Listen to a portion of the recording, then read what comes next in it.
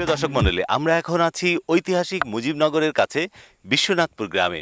এই গ্রামেরই ফজলে ভাই, উনি মালিক সিডের গ্রিন বল জাতের বেগুন চাষ করেছেন।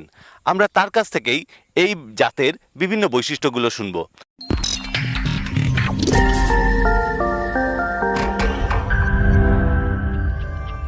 আসসালামু আলাইকুম ভাই। ওয়ালাইকুম সালাম।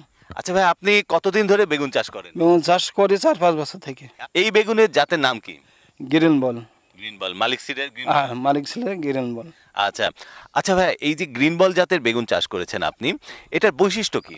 বৈশিষ্ট্য মানে এই চাষটা করলে সে লস খাবে না, আচ্ছা সব দিকে উন্নত মান হবে, আচ্ছা, লাভ করতে পারবে, বুঝছেন? কোন কোন দিকে লাভ করতে পারবে? লাভ বিক্রি করার দিকে ভালো, চাষে পোকা লাগে না, বেগুনে পোকা লাগে কম, সব দিকে উন্নত মান। গাছের বুড়ি হবে না তাড়াতাড়ি, 1 বছর ধরে বেগুন ধরেই যাবে। আচ্ছা, মানে এই অনেক দিন ধরে বেগুন পাওয়া বেগুন, যায়। হ্যাঁ, বেগুন অনেক দিন ধরে বেগুন হবে। আচ্ছা, এবং ফলনে কি? ফলনও ভালো, আচ্ছা সব দিকেই উন্নত মান এটা।